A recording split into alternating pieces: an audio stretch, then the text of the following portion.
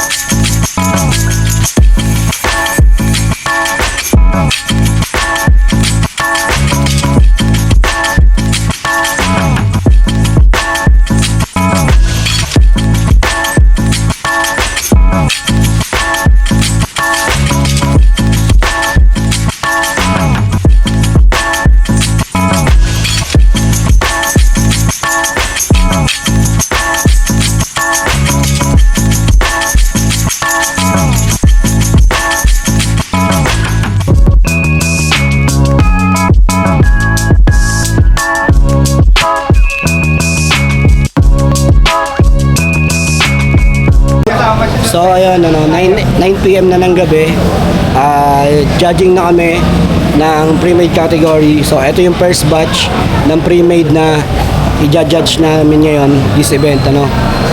Pre-made category, medium, black and gray. So ang mga judges na dumating, so nandiyan yung mga judges, Atrius Todoro, Warley Barsola, Momay Bascon, at saka si Raymart Redondo, Yan, apat pa lang. Sa 5 mga judges, apat pa lang yung dumarating.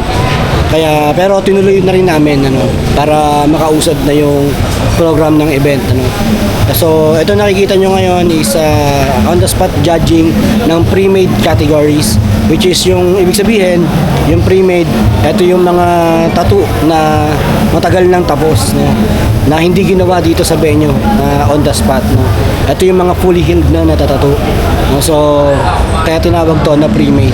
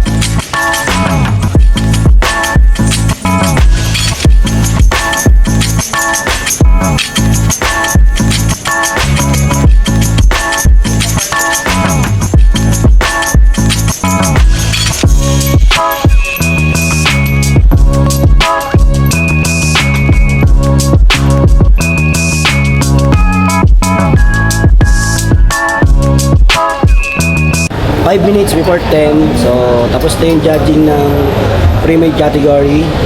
So, ongoing na yung on-the-spot categories natin na judging.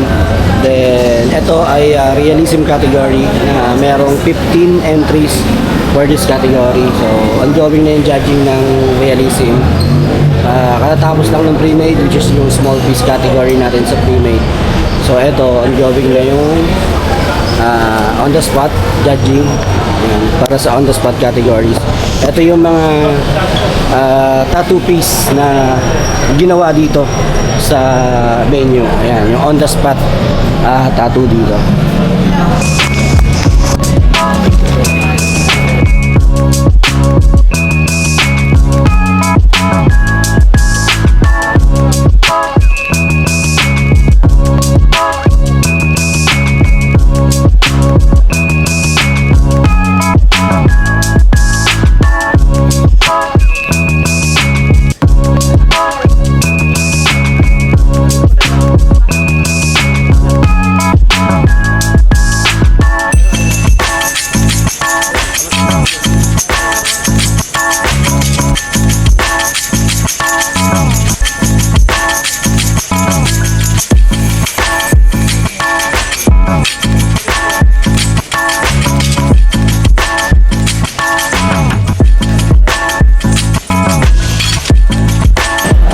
Part na to, from 15 models ay naging 10 na lang sila. So ito na yung tinatawag na best of 10 na mga models natin, ano. At mula sa 15 models natanggal yung 5, so naging 10.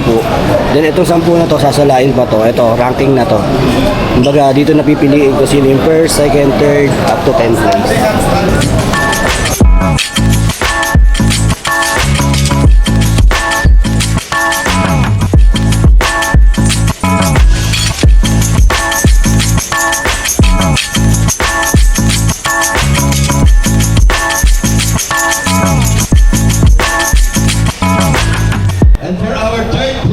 On the spot realism category goes to entry number 5, artist Marjun Abobot. And for our second place, for on the spot realism category goes to entry number 15, artist Carlos Saludo. And for our first place, for on the spot realism category goes to entry number 8, artist Mark Anthony San Agustin. Bicol Pride. First place, second place, and third place will receive a trophy, plaque, cash, and a freebies from our sponsors. So ayan guys, bali 10:40 na ng gabi. Tapos na yung first elimination. So second category na to, which is black and gray category na. So pangalawang category na. So napili na yung top 10. So ngayon nagra-rank up na lang ng kung sino yung first, second, and third, no, hanggang 10th place, no. Kumbaga na-sort na nila, napili na yung best of 10 mula dun sa bilang na 28, no. So eto na sila ngayon.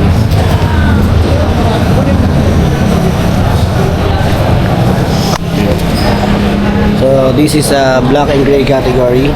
Yan. Ito yung mga ginawa dito sa venue, yan, on the spot. Black and gray category.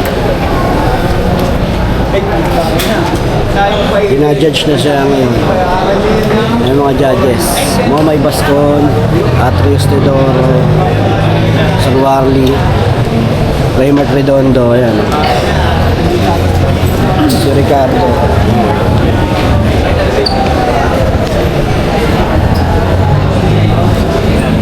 Black and gray category. Malalaman kung ano yung magiging resulta. So bali yan, best of 10 na yan. Pero wala pa sa kanila, hindi pa alam, i-judge pa ulit kung sino yung magiging first place, second place, third place, fourth place, fifth place, hanggang 10th place, no?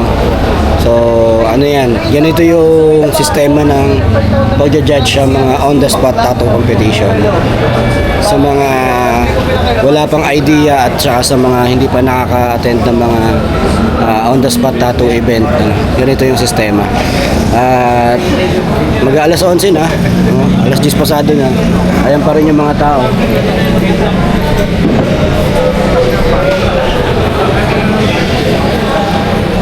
Buhay na buhay pa rin sila.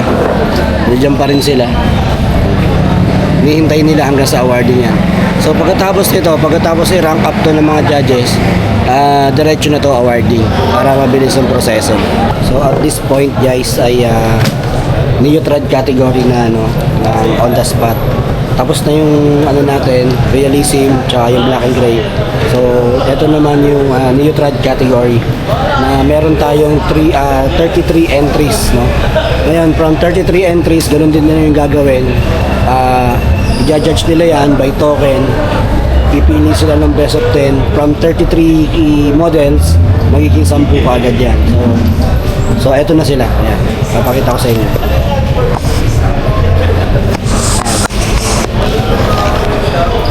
Yung tsura nila. Bali, ito yung mga judges natin, yung mga model. Tinitignan nila yan isa-isa. Sinusuri nila yan. Tapos yung ano yung mapupusuan nila dyan sa mga yan, ay binibigyan nila yan ng token. Para yung token na yan, yun yung magsisilbing passes nila para mag-advance next round. Ayan. Medyo matagal-tagal pa, pero meron na lang nag-iisang category, last category na lang, which is yung newbie category or yung mga newbies na mga artists. No, ito na yung second to the last. Time check. Alas 11 pasado na, 11:05. At meron pang isang category. Yun yung mas pinakamaraming entries. Ang alam ko ay nasa 30 plus din yan. So ito na So ito na po nakapili na sila ng mula dun sa 33 models ay nakapili na sila ng 10. Ito na yung tinatawag na best of 10. Ayan. Bali, ito na yung 10 sa mga napili nila. So ngayon, i-re-judge ulit yan para malaman kung sino yung karapat-dapat na maging first place, second place, third place, and fourth place, and fifth place. So ayan, yung mga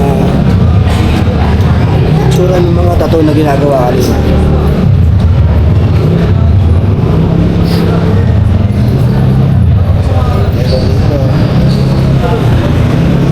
So ayun, tapos na yung event, tapos na yung comping.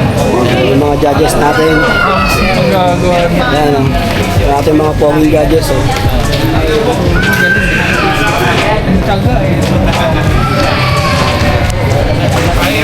ayun, yung kanina, yung maraming tao, ayan na. Ayan. Ayan sila. So, uwian na tayo. Oras na para magpahinga naman. Uwian na. Uy, picture tayo ulit sa phone ko naman. Sige na tayo.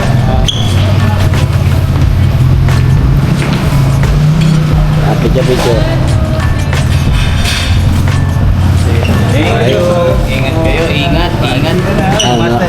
Maraming salamat. Ingat! Yeah. Uwian na. Salamat sa inyo. Salamat. Kuya Warley. Thank you. Ayan, yun. Bong, dito na ako Hoy, ingat. Paano? Ingat. Thank you, peace out. Thank you din. Maraming salamat, Bong. Part 3 ulit. After 3 years. 3 years, 4 years, 5 years. So, ayun guys. Yun ang sistema ng on-the-spot tattoo competition sa mga local event. So, ayun na. Tapos na yung event. At successful yung event, di Bong? Ayan. Thank you sa inyo lahat. Salamat. So, sa pangalawang pagkakataon ay nag-success ulit yung kanyang event. Ayan. Marlon. Bye. Congrats. Ayun na, kababa lang So, hanggang dito na lang tong video na to. So, maraming salamat sa inyo kung nanonood kayo o manonood pa lang. So, ayun na. Sana na-enjoy nyo yung video na to. At maraming salamat sa lahat mga sponsors, sa organizers, sa mga artists, sa mga model na nag-participate. Maraming salamat sa inyo lahat. And syempre sa mga local government na pumayag gumamit ng venue. So, salamat. So, oras na para umuwi. At may mga naghihintay at may mga nagagalit na rin. So, ayun lang. So, hanggang dito ang video na to. Maraming salamat sa inyo lahat.